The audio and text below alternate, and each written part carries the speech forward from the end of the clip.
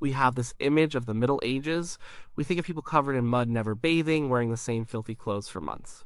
And some of that has a grain of truth. But it's not the whole story. People in the medieval period cared about being clean. They just had a very different idea of what clean was and a much harder time achieving it. To understand their laundry, you first have to understand the clothes they were trying to wash. Most people, from a peasant farmer to a lady in a castle, built their wardrobe around two main fabrics, linen and wool. Your relationship with these two materials defined your comfort, your warmth, and how often you had to face the dreaded task of washing. Linen was the fabric of your personal life. It was made from the flax plant, a tough and stringy crop that took a lot of work to process into thread.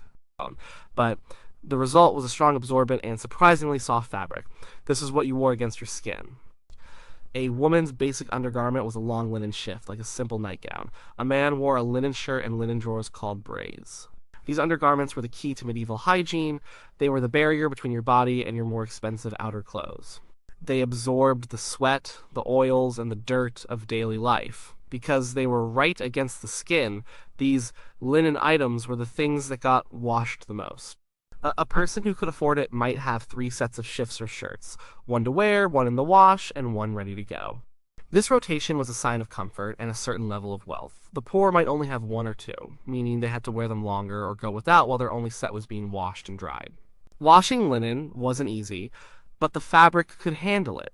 In fact, repeated, harsh washing made linen softer and whiter over time. This was a fabric built to last and built to be cleaned. Then there was wool. Wool was the fabric of the outside world. It was your protection from the wind, the rain, and the cold. Sheep were everywhere in medieval Europe, and their wool was turned into everything from rough, scratchy tunics for laborers to fine, soft cloth for the wealthy. Your outer tunic, your cloak, your hose, your hood, all of it was likely made of wool. And wool is a fantastic material. It's warm even when it's damp. It resists water, and it doesn't hold on to dirt and smells the way other fabrics do. This was its great advantage. You didn't wash your woolen clothes very often, maybe once or twice a year, if that. Washing wool was a huge risk. If you used water that was too hot or scrubbed it too hard, the fibers would lock together and shrink, a process called felting. A tunic that fit you perfectly could become a useless, child-sized garment after one bad wash. So, instead of washing, people cared for their woolens in other ways. They would air them out, often near a fire, to get rid of dampness and smoke out any pests. They would brush them vigorously with stiff brushes to get rid of surface dirt and dust. Stains were spot cleaned carefully. Taking care of your woolens was a constant, low-level chore, all designed to avoid the ordeal of a full wash. For the very rich, there were other options. Silk was the ultimate luxury, imported at great expense from the East. It was light, strong, and beautiful, but it was also incredibly delicate. You did not wash silk. You aired it, you perfumed it, and you prayed you didn't spill anything on it. Velvet, another fabric for the elite, was just as difficult to care for. These were clothes for show, not for work. Their cleaning was a specialized task, far removed from the common laundry process. The most important thing to remember is that clothing was valuable, incredibly valuable. Fabric was made by hand, from thread spun by hand on a loom operated by hand. A single tunic represented hours upon hours of labor. People owned very few sets of clothes compared to us. A common person might have their linen underthings, 1 or 2 woolen tunics for work, and another for best occasions, a cloak and hose. That was it. These items were so precious. They were often listed in a person's will, passed down from one generation to the next. You didn't just throw away a shirt because it had a hole in it. You mended it. You patched it. When it was too worn to be a shirt, you cut it down to make clothes for a child. When it was too ragged for that, you cut it into smaller pieces to use as cleaning rags or bandages. Every scrap of fabric was used until it literally fell apart. This value placed on clothing shaped how people approached laundry. You didn't wash things just for the sake of it. Every wash was a risk. It wore down the precious fibers. It could fade the expensive dyes. It was a harsh physical process that took a toll on both the fabric and the person doing the washing. So they washed what they had to, the linen, and did everything they could to preserve the rest. Cleanliness was not about a fresh, modern smell. It was about managing the dirt and grime of a difficult world, one layer of clothing at a time. Doing laundry in the Middle Ages was a battle against dirt, and you couldn't go into battle without weapons. The tools and materials they used were simple, effective, and often harsh. There were no gentle detergents or washing machines. There was human muscle, fire, water, and a few key ingredients drawn from the world around them. The most powerful weapon in the medieval laundry arsenal was lye.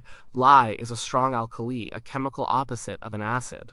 It's fantastic at breaking down fats, oils, and grease, which are the things that make dirt stick to fabric. Today we know it as sodium hydroxide or potassium hydroxide, a caustic chemical used in drain cleaners and soap making. In the Middle Ages, they didn't know the chemistry, but they knew it worked. They made lye themselves, using a process that was both simple and dangerous. The main ingredient was wood ash. After cooking or heating their homes, they would collect the fine white ash from hardwood trees like beech or ash. They'd pack this ash into a barrel or a cloth bag, then they would pour hot water over it, letting the water trickle through slowly. The liquid that dripped out the bottom was lye. This liquid was incredibly potent. It could burn your skin on contact. The strength of the lye depended on the type of ash and how many times the water was passed through it. A good laundress knew how to judge its strength, perhaps by seeing if it could dissolve a feather or float an egg. This powerful homebrewed chemical was the secret to getting linen white. It was a primitive form of bleach, cutting through grime in a way that simple water never could. But what about soap? They did have soap, but it wasn't what we think of today. Medieval soap was made by boiling animal fat with lye. The result was a hard, coarse block of soap that was often harsh on the skin. It was considered a bit of a luxury. It might be used for personal washing, for washing your hands and face, but it was often too expensive or valuable to use for the bulk of the household laundry. Some large institutions, like monasteries or great castles, might make their own soap in large quantities, but for the average person, lye and wood ash were the primary cleaning agents. There were also gentler, natural options. One of the most common was a plant called soapwort. As the name suggests, this plant had cleansing properties. Its roots and leaves, when crushed and mixed with water, would produce a soapy lather. This was much milder than lye and was probably used for more delicate fabrics or for washing wool, where the harshness of lye would have been disastrous. Other plants and clays were used too. Fuller's earth, a type of absorbent clay, was excellent at drawing grease out of raw wool before it was spun, and it could also be used to spot clean woolen garments. Once you had your cleaning agent, you needed the tools to apply it. The central piece of equipment was the bucking tub. This was just a large wooden tub or barrel, big enough to hold a whole load of laundry. This was where the first, most important stage of the wash took place. To do the actual work of beating the dirt out, laundresses used a washing bat. This was also called a beetle. It was a heavy, flat wooden paddle, a bit like a cricket bat or a large pizza peel. After soaking, the wet clothes would be laid on a flat, hard surface, and the laundress would beat them with the bat. This physical action forced the water and lye through the fibers of the cloth, dislodging the dirt. It was the medieval equivalent of a washing machine's agitation cycle, powered entirely by arm strength. Of course you needed water, lots of it, and carrying water was hard work. Most washing was done near a natural water source, a river, a stream, or a lake. This provided an endless supply of water for the crucial rinsing stage.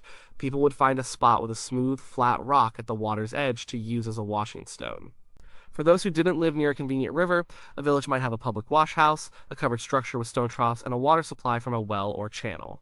In a large castle or a wealthy monastery, the setup could be more permanent. They might have a dedicated laundry room or lavandry with built-in stone tubs, cauldrons for heating water, and channels to bring fresh water in and take dirty water away. But for the vast majority of people, laundry meant a trip to the nearest body of water. The final piece of the laundry puzzle was the sun. The sun was the dryer and the whitener. After the clothes were beaten, rinsed, and wrung out, they were spread out to dry. There were no clotheslines with clothespins. Instead, clothes were laid directly on bushes, spread over hedges, or laid flat on the grass in a clean, sunny meadow. For linens, this exposure to direct sunlight was a key part of the process.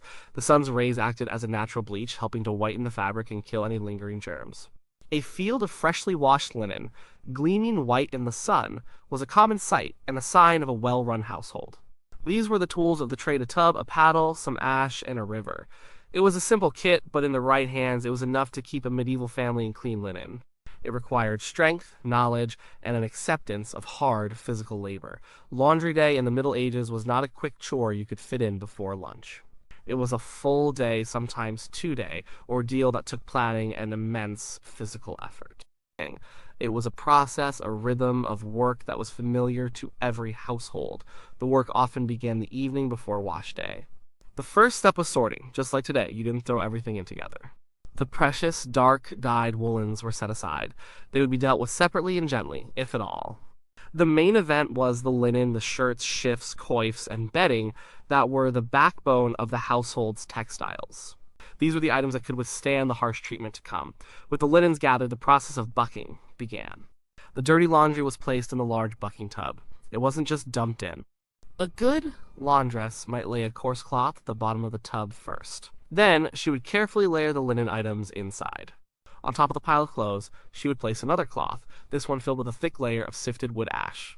Then she would begin to add water. The water had to be hot. A great cauldron would be simmering over the fire, and bucket by bucket, the scalding water would be poured over the ash. As the water seeped through the ash, it created the lye solution that would do the heavy lifting of cleaning. The hot lye would then trickle down through the pile of linens, beginning its work of breaking down the grease and grime. The tub would be filled, and the clothes would be left to soak in this hot, caustic bath. Often they were left overnight. This long soak was crucial. It loosened the most stubborn dirt and started the whitening process before the real physical labor even started. The next morning, the real work began. The laundress would drain the gray, grimy water from the tub. The clothes inside were now heavy, sodden, and slick with lye. They had to be moved. This was often the hardest part, hauling the massive load of wet laundry from the house down to the river or stream. It would be carried in baskets or bundled in sheets, a back-breaking journey over uneven ground. At the water's edge, the scene was one of intense activity. Women would be gathered, each at her own spot. The first task was to get the clothes out of the basket and onto a large flat stone. Then came the beating. The laundress would take up her washing bath, the heavy wooden paddle, and begin to strike the fabric. Thwack, thwack, thwack. The sound would echo along the riverbank. This wasn't a gentle tapping. It was a hard rhythmic beating. She would beat a section, then fold the cloth over and beat it again, driving the lye and loosened dirt out of the fibers. You could see the grime literally being forced out of the cloth with every blow. This was punishing work. It required strong arms and a strong back. The laundress would be kneeling or squatting on the damp ground, her hands constantly in the cold, lye-tinged water. After a thorough beating, the item was ready for rinsing. Rinsing meant dragging the heavy linen into the flowing water of the river. The current would help carry away the lye and the last of the dirt. The laundress would swish and swirl the fabric, holding it against the current, kneading and squeezing it to make sure every trace of the harsh ash was gone. If any lye was left in the fabric, it could damage the fibers and irritate the skin. This step could take a long time, especially for large items like bedsheets. The cold water was a shock, numbing the hands even on a warm day. In winter, this part of the job was pure misery. Once an item was finally rinsed clean, it had to be wrung out. A small item could be twisted by a single person, but for a big sheet or a tablecloth, it took 2 people. They would each take an end, twist in opposite directions, and squeeze every possible drop of water out of the fabric. The tighter they could wring it, the faster it would dry. Finally, it was time for drying. The clean, damp laundry was carried away from the river to a suitable spot, often called a bleaching green. This was an open, grassy area where the clothes could be spread out under the full glare of the sun. They were laid carefully on top of bushes or low hedges, which allowed air to circulate all around them. This wasn't just about drying, it was about bleaching. The combination of the damp fabric and the strong sunlight would turn the naturally beige-colored linen a brilliant white. The women would have to turn the clothes periodically to make sure they were bleached evenly. This entire process, from the bucking tub to the bleaching green, was a communal affair. The riverbank was a place of work, but it was also a social hub. It was where you heard the village gossip, shared news, complained about your husband, and watched over the children playing nearby. It was a community of women, bound together by this shared, relentless labor. While their hands were chapped and their backs ached, they were not alone in their work. The story of medieval laundry is not just about lye and washing baths. It is a story about people. Specifically, it is a story about women. Washing clothes was overwhelmingly women's work, a fundamental part of their role in the household and society. Who these women were and what their lives were like depended entirely on their social standing. In a typical peasant or artisan household, the work fell to the women of the family. The wife, or good wife, was in charge. She would be helped by her older daughters, who learned the difficult craft of laundry from a young age. For them, wash day was just one part of an endless cycle of demanding chores. It was fitted in alongside cooking, cleaning, mending, spinning, tending the garden, and looking after the children. It was unpaid, unglamorous, and utterly essential labor. The cleanliness of her family's linen was a direct reflection of a woman's skill and diligence as a homemaker. A family with bright white shirts was a family with a capable woman running the house. As you moved up the social ladder, the work was passed down. In a wealthy merchant's home or a small manor, the lady of the house would oversee the laundry, but she would not be the one kneeling by the river. That job would fall to her female servants. Household servants were responsible for all the manual labor, and laundry was one of the toughest gigs. It was wet, cold, and physically exhausting. Their hands would be raw from the lye and the cold water, and their backs would ache from bending and lifting. In the grandest households, like a royal court or the castle of a powerful lord, laundry was a specialized department. These places had a professional laundress, known in English as a lavender. This was a full-time recognized position within the household staff. The lavender was in charge of a whole team of assistants. They worked in a dedicated laundry space, perhaps with large stone tubs and cauldrons permanently set up for the task. The life of a professional lavender was one of relentless work. They were responsible for washing the personal linens of the lord and lady, the fine tablecloths and napkins from the high table, and the altar cloths from the chapel. It was a position of some trust. You were handling the most intimate garments of the most powerful people in the castle. But it was not a high-status job. Lavenders were at the bottom of the household hierarchy, alongside the scullery maids and other manual laborers. Their work was essential, but it was also seen as dirty and lowly. We get glimpses of their lives from household records. We see payments for soap, for wood to heat the water, and sometimes wages for the laundresses themselves. Their names sometimes appear, but often they are just listed as the laundress. Well, they were a constant presence, but an overlooked one. The communal aspect of laundry was a defining feature of their work. Whether at the village stream or a public wash house in a town, laundry was rarely done in isolation. These washing places were centers of female society. Here, away from the direct supervision of men, women could talk freely. They exchanged news, shared advice, and aired grievances. The riverbank was a place of solidarity and conflict, where reputations could be made or broken with a bit of gossip. It was a space that women controlled, a world built on their shared labor. It wasn't only secular households that needed clean linen. Monasteries and convents were large, self-sufficient communities that produced a huge amount of laundry. They had their own well-organized laundries, often with sophisticated water management systems that were far ahead of what you'd find in a typical village. In a monastery, the washing might be done by lay brothers, men who were part of the monastic community but focused on manual labor rather than prayer and study. In a convent, the nuns themselves would do the washing as part of their daily routine of work and worship. For them, the act of washing was not just a chore, it could be a form of humility and service to God. Regardless of who was doing it, a peasant mother, a castle servant, or a monk, the fundamental reality of the work was the same. It was a job defined by water. Being a laundress meant being constantly damp. It meant chapped skin, aching joints, and the constant risk of illness from the cold and wet. It was a job that required a deep practical knowledge of fabrics, dyes, and stains. These women were experts in a demanding chemical and physical process, even if they couldn't write down the formulas. Their knowledge was passed down through observation and practice, from mother to daughter, from Master Lavender to her apprentice. They were the invisible engineers of medieval cleanliness, and their hard work kept the fabric of society, both literal and metaphorical, from falling apart. The moment the laundry was finally dry was a moment of relief, but it was not the end of the job. Getting clothes clean was only part of the process. The final steps were about making them presentable, storing them safely, and ensuring they lasted as long as possible. These finishing touches transformed a stiff, sun-bleached piece of linen into something comfortable and ready to wear. After being bleached on the grass, linen was often stiff and wrinkled. The solution was pressing. While hot metal irons as we know them were not common, people had other ways to smooth fabric. For the very wealthy, a household might own a linen press. This was a large, heavy piece of furniture made of wood, often oak. It worked with a giant screw mechanism, like a wine press. The clean, folded linens would be stacked inside, and the screw would be turned to put the stack under immense pressure. Left for a day or so, the linens would emerge flat, smooth, and with sharp creases. For a more common household, the methods were simpler. One technique was to use a smoothing stone. This was often a dark, smooth piece of glass or a polished stone. It could be gently heated by the fire and then rubbed over the fabric to press out wrinkles. This was a slow, piece-by-piece process, likely reserved for smaller items like coifs, collars, and cuffs. For certain items, a crisp, stiff finish was desirable. This was achieved with starch. Starch could be made by boiling wheat bran or the roots of certain plants in water to create a thick, glutinous paste. This paste would be applied to the linen, particularly to collars and headwear, before it was pressed. As it dried, it would give the fabric a rigid structure, a sign of formality and high status. With the laundry cleaned, pressed, and starched, the next task was mending.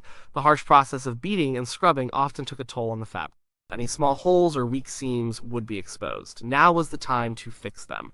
A good housewife or laundress would inspect each item carefully, needle and thread in hand. Mending was not just a repair, it was an act of preservation. Every stitch extended the life of a valuable garment, pushing back the day when it would need to be replaced. Fabric was far too precious to discard over a small tear. Once everything was mended and ready, it had to be stored. There were no closets with hangers. Clothes were folded carefully and kept in wooden chests. These chests were a standard piece of furniture in any home, from a simple peasant's cottage to a king's chamber. They protected the clean linens from dust, damp, and pests were a real concern. Moths and other insects could wreak havoc on clothes, especially woolens. To combat them, people used natural repellents. Bundles of dried herbs were tucked in amongst the folded clothes. Lavender was a favorite, not only for its pleasant scent, but because it was known to keep moths away. Rosemary, cedar wood, and other aromatic plants were also used. This was the medieval equivalent of a mothball. This brings up the question of smell. What did clean smell like in the Middle Ages? It certainly didn't smell of artificial ocean breeze or spring meadow. The smell of freshly washed linen was a complex, earthy scent. It would have a faint, sharp smell of the lye from the wood ash, a clean, green smell from being dried on the grass, and a warm, slightly toasted scent from the sun. The herbs in the storage chest would add another layer, a faint perfume of lavender or rosemary. It was a natural, organic smell, one that signaled health and good housekeeping. The treatment of woolens and silks remained a separate world. Even after airing and brushing, they might retain the smells of daily life: wood smoke, food, the stable. The wealthy would try to cover these smells with perfumes. They might have their clothes dusted with powdered orris root, which has a scent like violets, or stored with pomanders made of musk and ambergris. For them, smelling good was as important as looking clean, so the cycle of laundry would finally come to an end. The clean, mended, and sweet-smelling linens were stacked in their chest, ready for use. The work was done for now, but it was a temporary victory. In a week or two, the chest would be emptying, the basket of soiled linen would be filling up again, and the whole arduous process would have to begin anew. It was a relentless, recurring rhythm at the heart of medieval life, a testament to the enduring human desire for order and cleanliness in a difficult world. It was a battle fought with ash and water and won through sheer hard work.